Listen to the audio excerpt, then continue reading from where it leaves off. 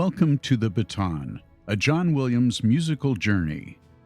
Join host Jeff Commings as he takes you through the career of the illustrious film composer John Williams, one film at a time, through more than 100 films in 60 years.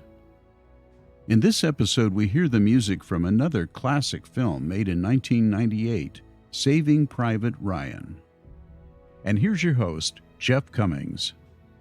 If you listened to my episode analyzing the score to Schindler's List, you'll remember that I mentioned that Steven Spielberg showed no battle scenes in that film, despite it being set during World War II, and specifically dealing with wartime issues.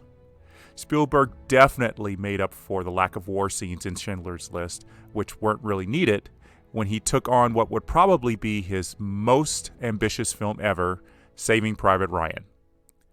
While nearly every member of the cast and crew pushed the envelope in terms of what could be shown and heard on screen, the one person who seemed to dial down his duties was composer John Williams. Many fans regard his score to Saving Private Ryan as, and I'm quoting here from actual reviews and internet postings, dull, uninteresting, and a waste of Williams' time. But there are many out there who find this score to be an amazing contribution by Williams, and I will say I am probably in the middle of that spectrum, but much closer to the positive side of it, especially after conducting some research and putting a lot of thought into the mechanics of this score. I hope by the end of this episode, those who listening find this score to be, as you say, dull, uninteresting, and a waste of Williams' time, will have a more positive outlook on this score.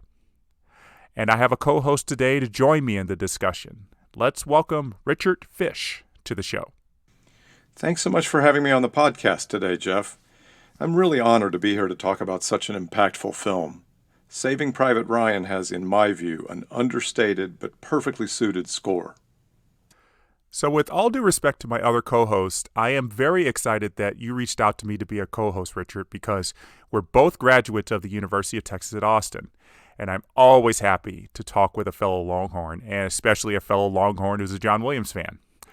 So tell the listeners about yourself and a bit about your journey to becoming a John Williams fan. Well, my day job is ophthalmology. I subspecialize in diseases and surgery of the retina. But my passion is music, listening, studying, and playing music. I'm a drummer and I can noodle a little bit on guitar, but your podcast really reawakened my love for film scores in general and John Williams music in particular. I was listening to the music of Johnny Williams, as he was known at the time, as a kid, even though I wouldn't know for many years who he was. Like a lot of kids, I loved that show Lost in Space, the cheesy mid-60s sci-fi show. During its 3-year run, the show had 2 different main themes, both by John Williams, and both of which were quite good and memorable to this day. I was a big Irwin Allen fan, not only of Lost in Space, but Land of the Giants and Time Tunnel on TV, and then later a fan of his disaster movies, The Poseidon Adventure and The Towering Inferno, which involved John Williams, of course.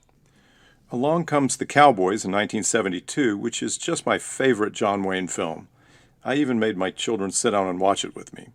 It has a very memorable soundtrack that was imprinted into my brain, and I agree with what you said in a previous episode that it is very reminiscent of the music of Aaron Copland.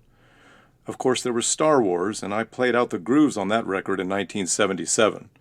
Back in the day, if we wanted to re-experience the thrills of a movie, all we had was playing the soundtrack over and over.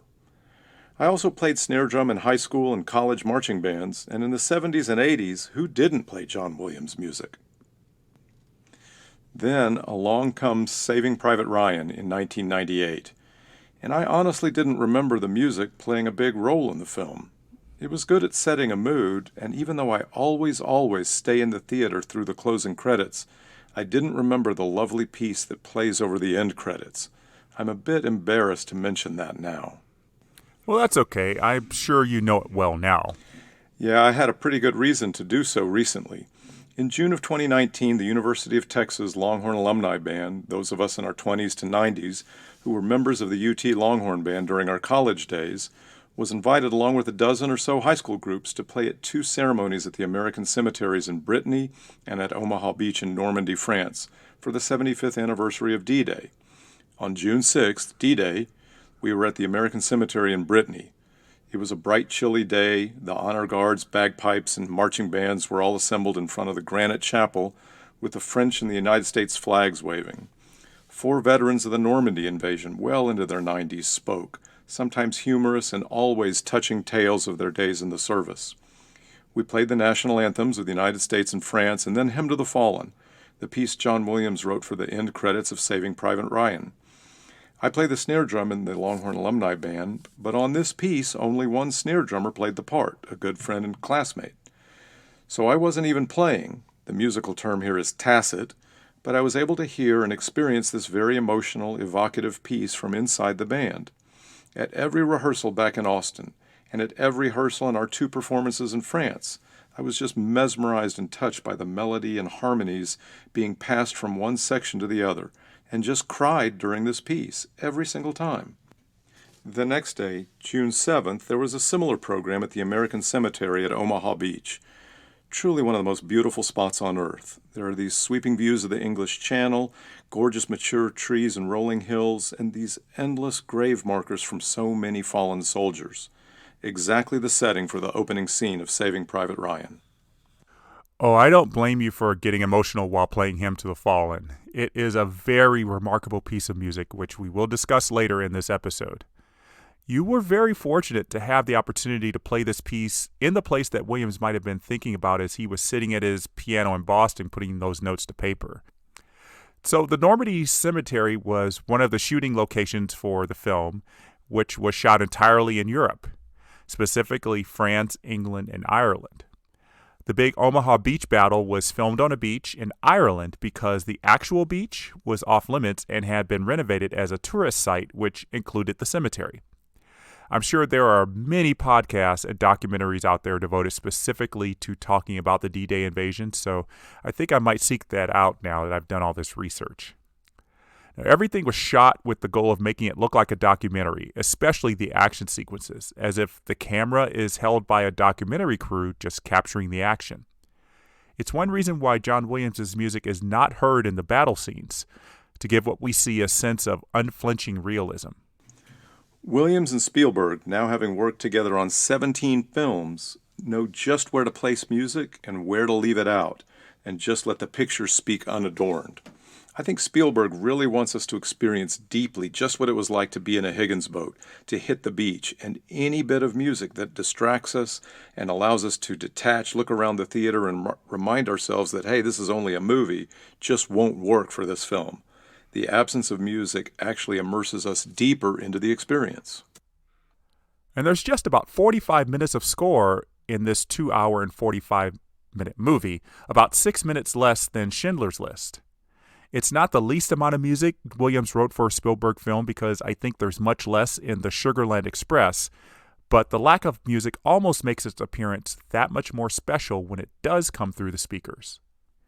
Another big reason why music isn't needed a lot in this film, particularly in the quieter scenes, is because the actors are extremely good in this. At the top of this ladder is Tom Hanks in his first movie with Spielberg. The two had known each other for many years, and I believe they had their first true interaction when Hanks was working on Forrest Gump, which was directed by Spielberg's very good friend Robert Zemeckis. The idea for Saving Private Ryan hadn't reached Spielberg yet, but the two wanted to work together soon. So after Hanks reunited with Ron Howard for Apollo 13 in 1995 and made his directorial debut with That Thing You Do in 1996, Hanks gathered at a special boot camp with the actors who would be under his command. And what a group of actors this is. Tom Sizemore, Edward Burns, Vin Diesel, Adam Goldberg, Barry Pepper, Giovanni Ribisi, and Jeremy Davies. With the exception of Sizemore, who was 35 at the time of filming, all of the other actors were in their mid to late 20s, looking very much the part of this diverse crew and not really known to mainstream movie audiences. Well, maybe Edward Burns after his breakout film The Brothers McMullen, which he wrote, directed, and starred in 1995. And then there's Matt Damon. If you haven't seen the film and don't want to be spoiled by some of the plot, now's a good time to stop and go watch the film because you're going to learn some things that might ruin your first viewing. So Damon plays the title character that this company of soldiers is sent to bring home after his three brothers died. And the film was coming out just 4 months after he and Ben Affleck won Oscars for writing Good Will Hunting. His name and face were on the movie poster, which kind of gave away his role in the film, especially after you watched the first half hour or so. But after Hanks, he was the biggest star of the cast. So with everything filmed in remarkable detail, Spielberg and Williams sat down to watch a cut of the film. I don't know when the discussion began to keep music out of the Omaha Beach sequence, but I really hope neither Spielberg nor Williams ever entertained the thought of putting music into that amazing 23-minute sequence. But something that was immediately discussed was using the Boston Symphony Orchestra to perform the score. The group had recorded a few cues for Schindler's List, but not all of them, and this would be the first time they would do a complete score by John Williams, who had been their lead conductor for 22 years. Spielberg said he liked the idea of performing with the BSO in Symphony Hall because in that space, quote, you get a rich, warm sound off the walls and ceiling, and you do hear the air. Symphony Hall is an instrument too, end quote. I kind of like that statement, and it is true for this score. You do hear the air. And the great thing about using the BSO is you get lots of great instrumentation choices, which is what makes this score stand out more than the notes being played. And the first time we hear this music is in a 3-minute prologue that features the best music in the film, at least in my opinion. Now, it starts with the opening credits with a horn statement of a rising and falling musical statement, then repeated again as the title of the movie shows up. And that's significant for reasons we will reveal very shortly.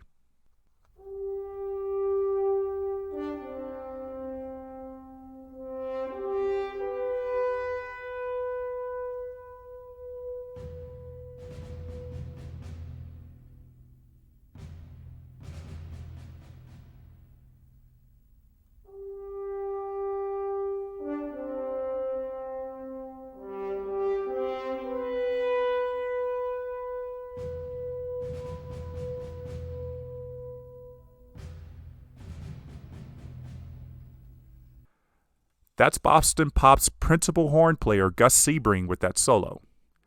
Now, Richard, I'm sure you love that horn statement, but as a drum player, your ears probably perk up more on the snare drums there. Jeff, I love hearing the snare drum throughout this score used as a principal instrument. That's true. But what really perks up my ears is the striking resemblance of that horn statement to the opening of Aaron Copland's 1942 composition, A Lincoln Portrait.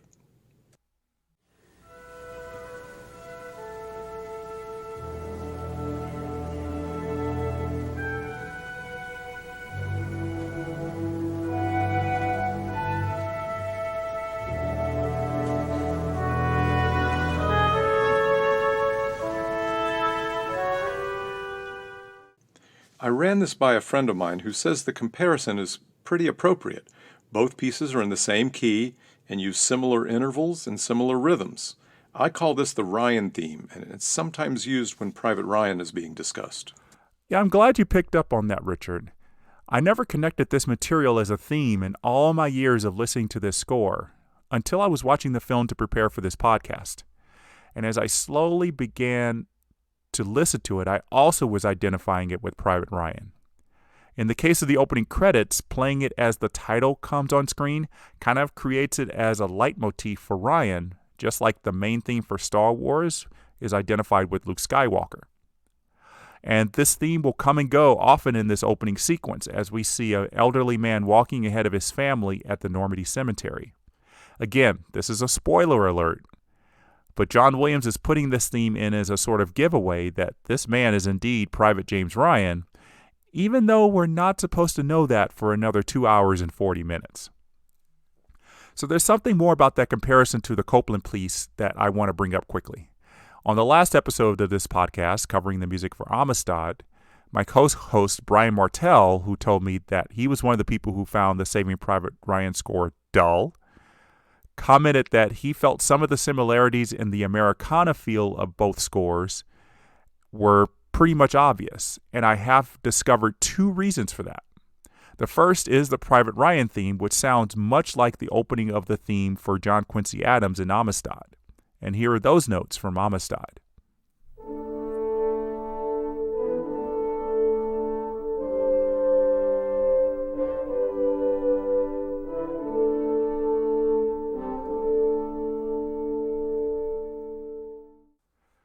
I told Brian that I didn't think Spielberg or Williams were able to let go of their work on Amistad, and it definitely carried over to the theme for Private Ryan.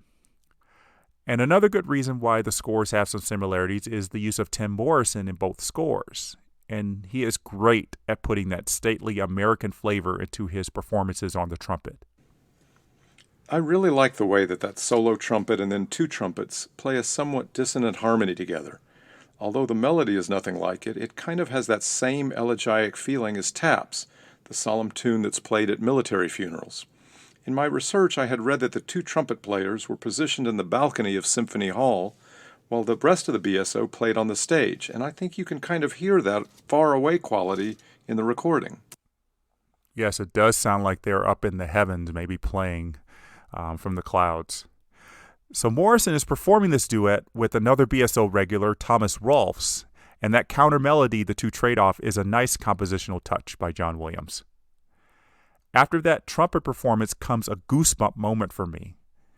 So the elderly James Ryan ventures from the footpath onto the grass toward the grave markers, and the bass plays real deep for his first steps before the violins take over to play what will be the main theme of the film.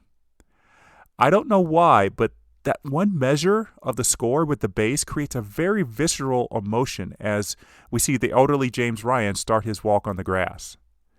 And the snare drums you'll hear sync up with close shots of grave markers crossing the screen as we follow James on the grass.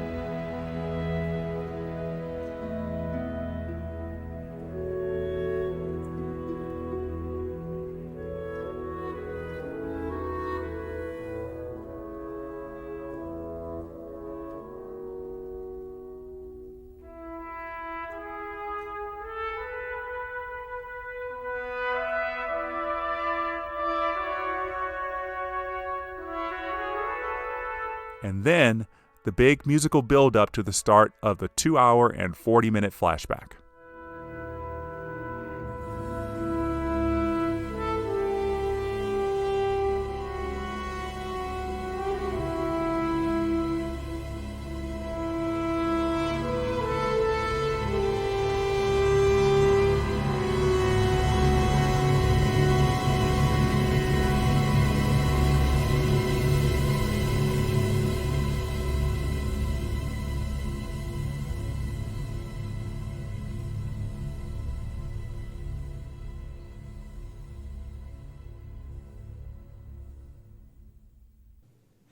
Jeff, as we mentioned earlier, the D-Day invasion scene doesn't get any music, just the incredible sound design by Gary Rydstrom.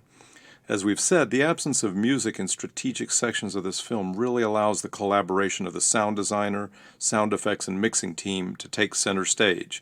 We hear explosions, bullets whizzing by, hitting metal, penetrating water, and hitting a lot of soldiers. Finally, after 23 minutes, the music returns as Tom Hanks' Captain Miller takes a drink of water and looks out at the remnants of the carnage that we have just experienced. Like Captain Miller, we need a chance to catch our breath, and John Williams' music helps us do that. It's a very solemn piece. Snare, low brass, and strings eventually give way to the full orchestra, playing what you called the main theme in the opening, Jeff. I call it the Band of Brothers theme, and it plays when we're meant to feel the camaraderie of soldiers, living or lost. And it will play as the camera floats over the shore full of dead bodies to rest on a dead soldier with the last name Ryan on his backpack.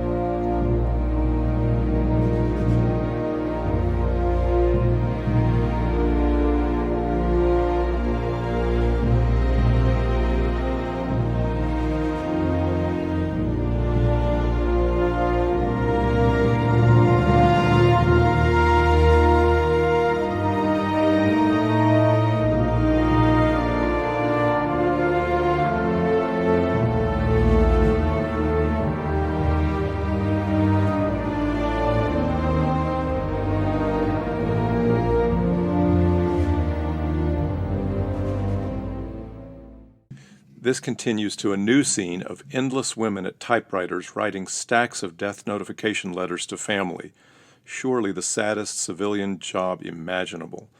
One woman discovers 3 dead Ryan brothers and escalates it up the chain of command as the music cues, trumpets and percussion, shift to the Ryan theme.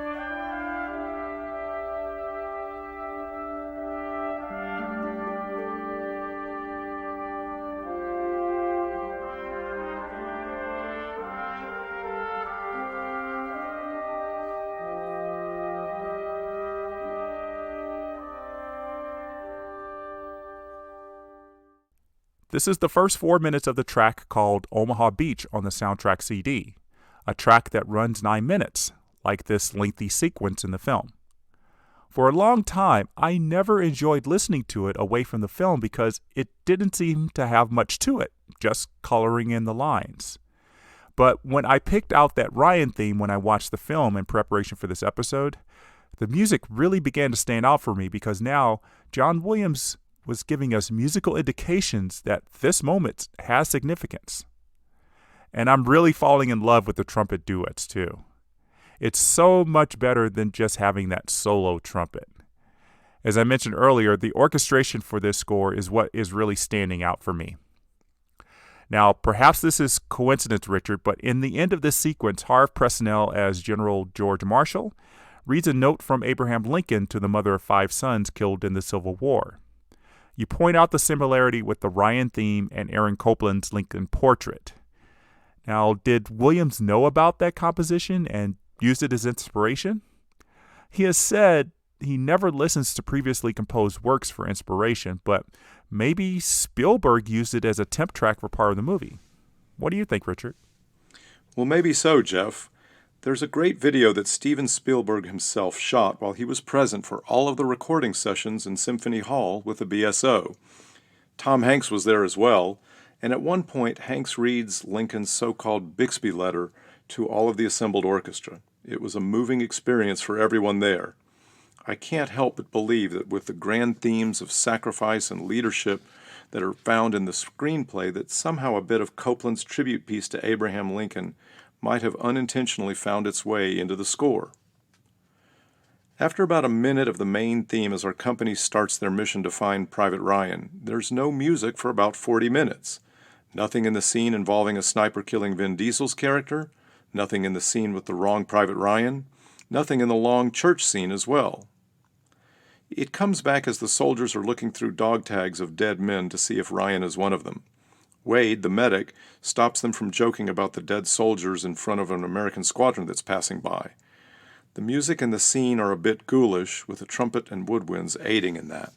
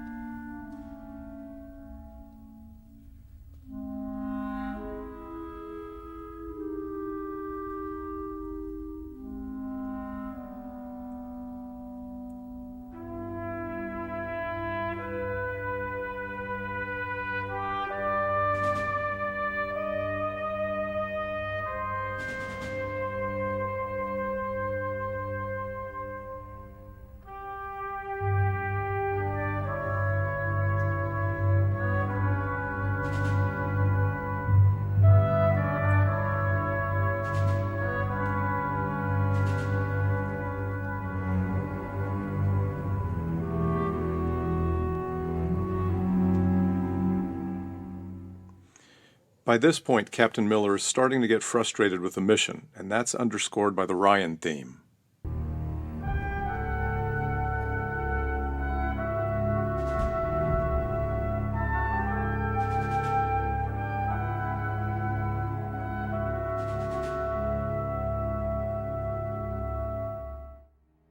Right then, we finally meet a soldier who knows Private Ryan, and we get our first sense of hope, and the Ryan theme returns. The Band of Brothers theme plays as Miller plans the trip to the only location in the film that's fictional, the village of Ramelle.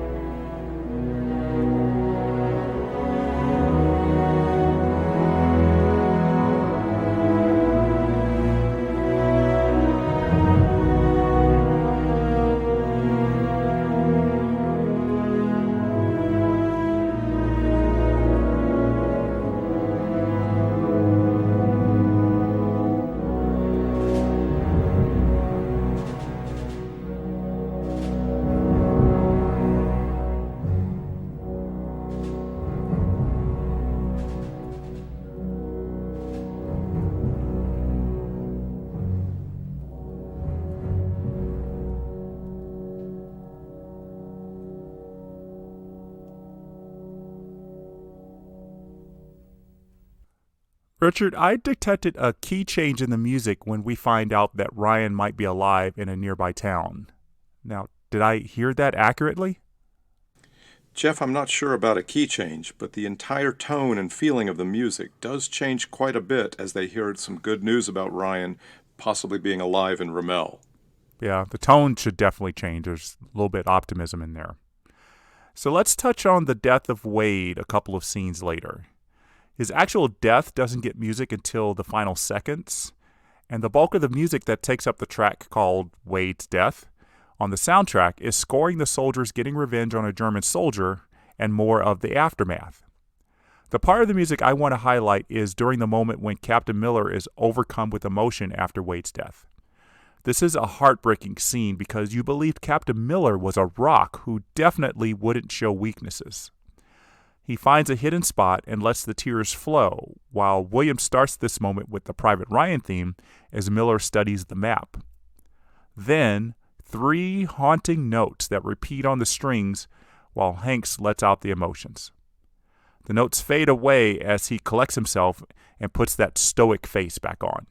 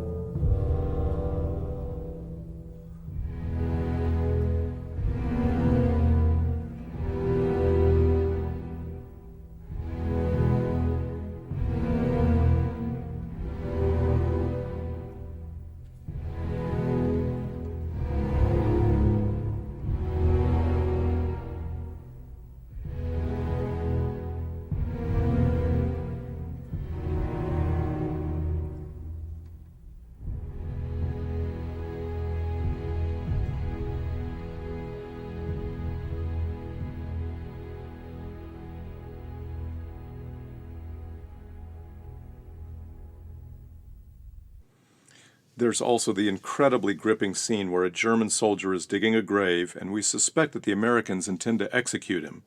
This leads to a bitter argument within the company with threats of murder and desertion. Contrast this immensely suspenseful buildup of tension with no music to Jaws, where the tension is ratcheted upwards and upwards by the music. This is the work of 2 very mature partners, director and composer. As the chaos intensifies, we hear Miller blurt out, "I'm a schoolteacher," and the French horns, followed by trombones and then the clarinets, lay down the underscore for Miller describing his life back home and how he's changed. And again, I felt some relief as I was watching. Okay, here's some music now. I can finally relax a bit.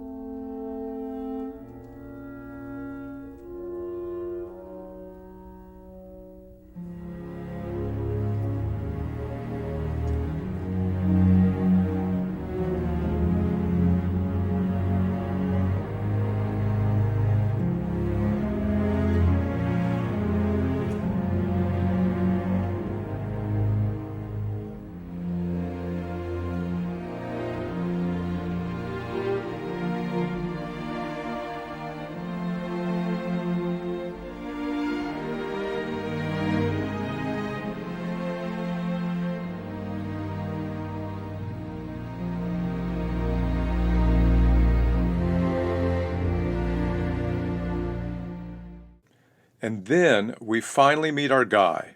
James Ryan's introduction is handled without any music. None.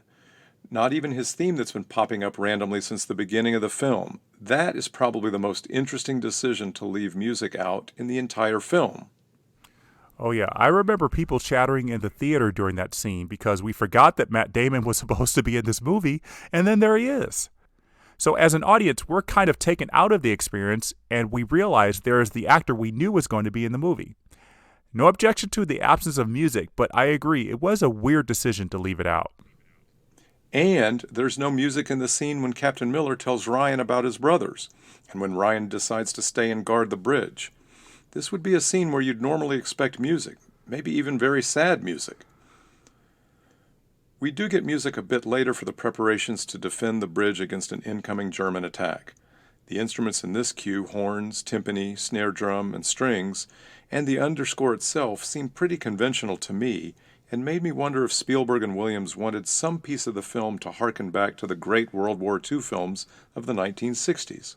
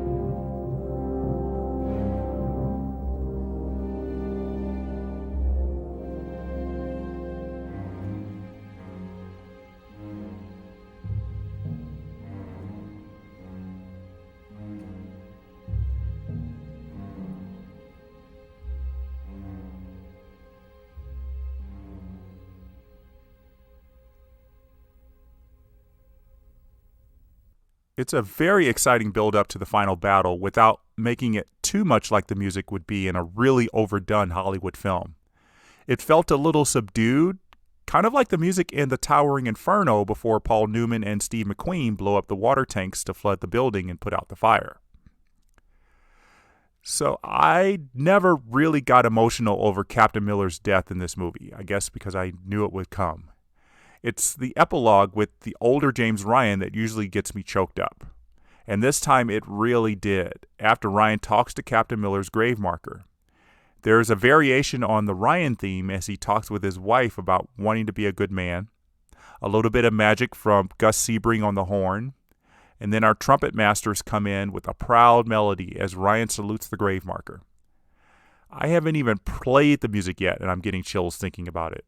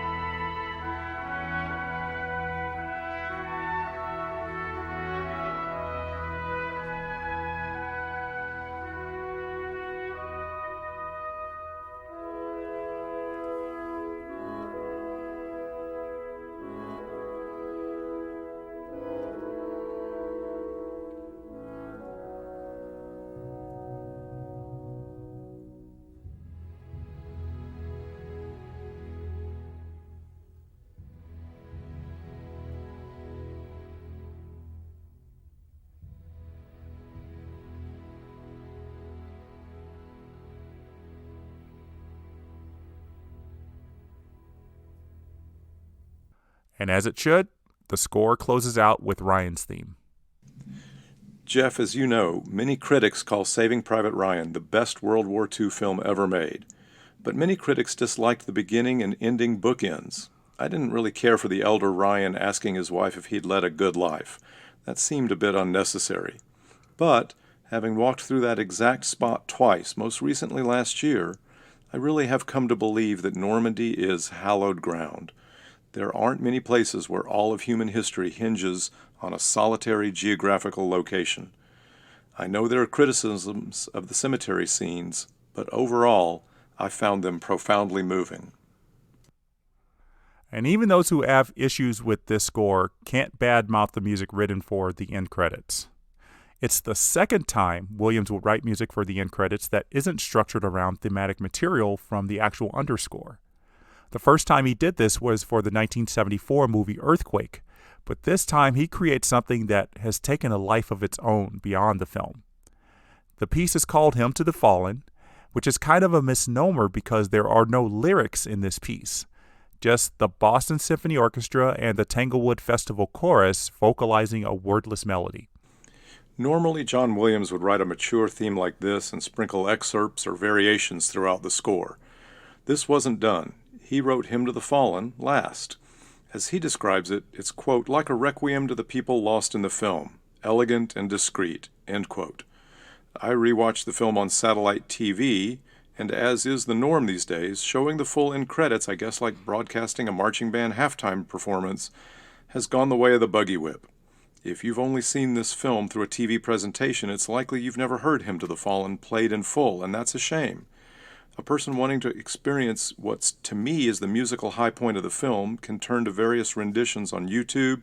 You can stream the film or watch the end credits all the way through or buy the soundtrack CD. It's really an incredibly moving piece of music all on its own, but I can't help but wonder if it had been composed first, whether we might have heard some echoes or adaptations of that beautiful melody and even those beautiful counterpoints in the latter part of the song in some of the more powerful scenes in the film. Well, its role as a sort of eulogy for the soldiers who fought in the war means it might not have worked in the film. It isn't yet time to really mourn the dead while the plot is progressing, even after Omaha Beach and other scenes. The score does have a somber tone throughout, but adding this melody might have been too much of a downer. I will note that the Private Ryan theme does appear twice in the film version of Hymn to the Fallen, but 3 times on the soundtrack version, as the first 23 seconds of this piece was not put into the film.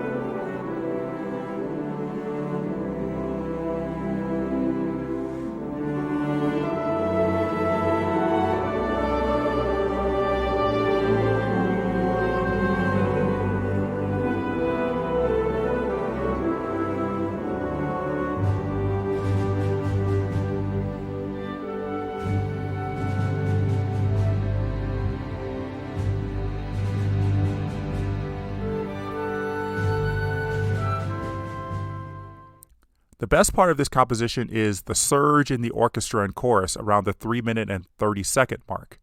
It doesn't become triumphant, but the orchestra simply plays stronger while still maintaining that quiet dignity.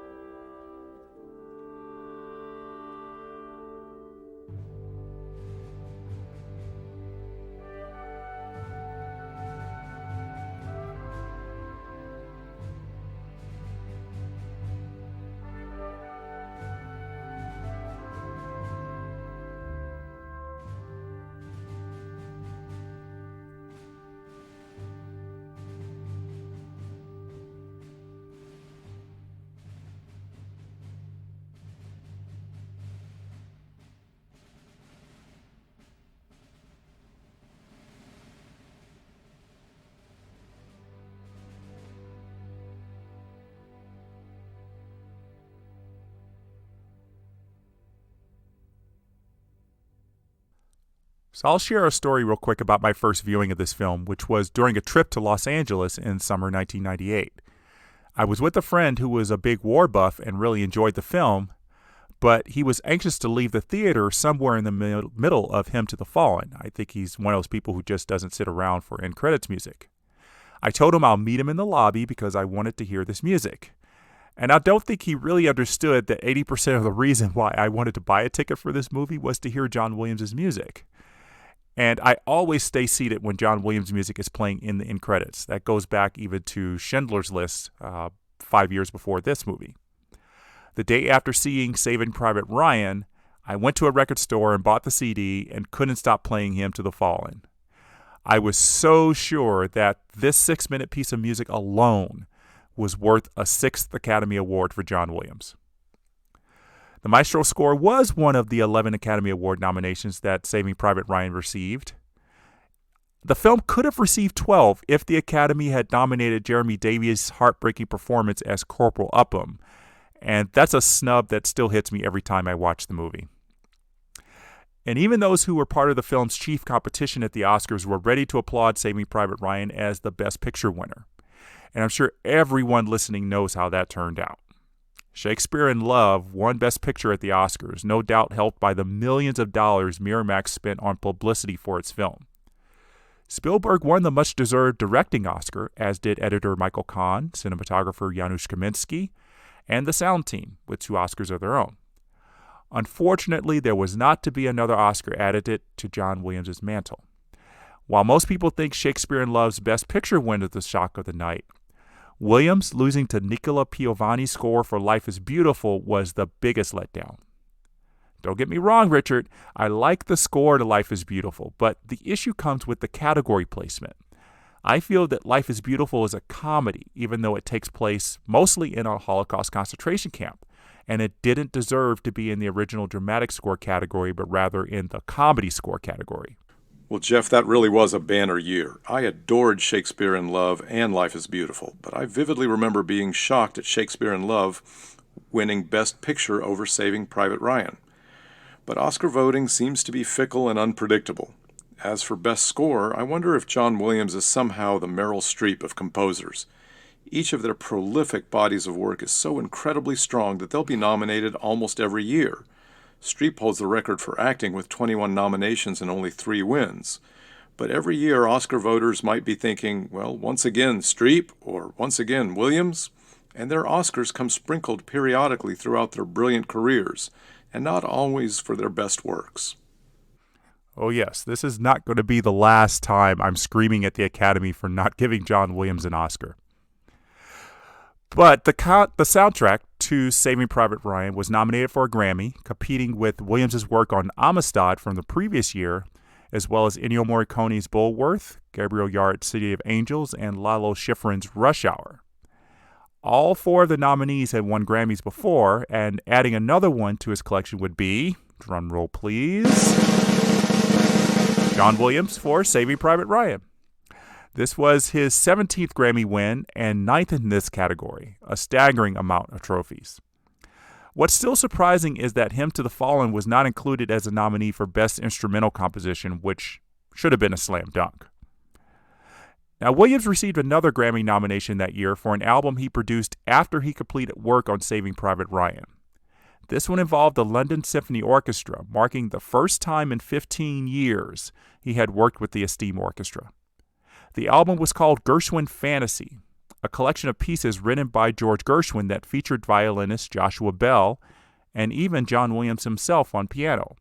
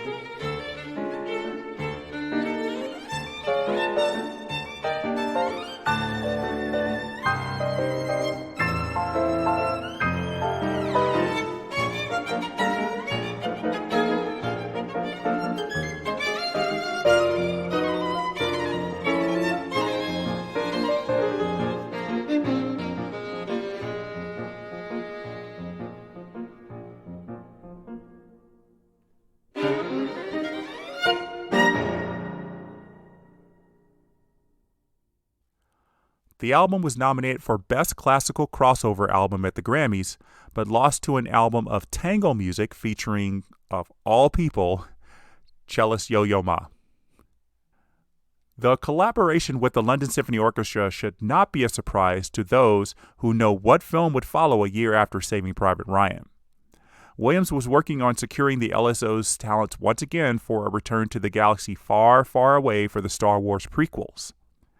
But he had a quick request from old friend Chris Columbus first to write a score for his touching family drama Stepmom that was coming out at the end of 1998. And that's the score I'll be sharing with you on the next episode of The Baton. Before we go, I want to share one of the lasting legacies of Saving Private Ryan, and it came in the extended collaboration between Steven Spielberg and Tom Hanks. The two will make 4 more theatrical films, but will also work to bring more stories from World War II to life. The two of them will serve as executive producers of the HBO miniseries Band of Brothers in 2001, and then produce The Pacific, another World War II series. I love Band of Brothers very much, but I found The Pacific to be a little lifeless. But Spielberg and Hanks have been commended often for telling these stories, and it all started with this one fictional tale in Saving Private Ryan. Richard, it has been a blast discussing the score to Saving Private Ryan with you. I really hope we've changed hearts and minds about this score, but it is anything but dull if you understand what you're hearing. Jeff, I had a great time. I think this soundtrack, and especially Hymn to the Fallen, is really something special. I'd encourage your listeners to give some mindful attention to this glorious piece of music apart from the film, maybe on service-related holidays, or maybe every June 6th, the anniversary of D-Day. I want to thank you for having me, and thanks to my friends Paul English and David Craig for helping this drummer understand some of the more arcane music theory aspects of the score. Also, what a great body of work that you're creating here, Jeff, so that present and future film and musical score aficionados can study the works of the great maestro, John Williams. Well, I hope that is true, especially future film aficionados. So everyone, please, dear listeners, take the time to post a review of this show on Apple Podcasts so this series can get a boost in the rankings and bring more exposure to the show. And tell your friends about it as well. It is never too late to join this journey through John Williams' illustrious film career. Thanks for joining us today. Until next time, the baton is down.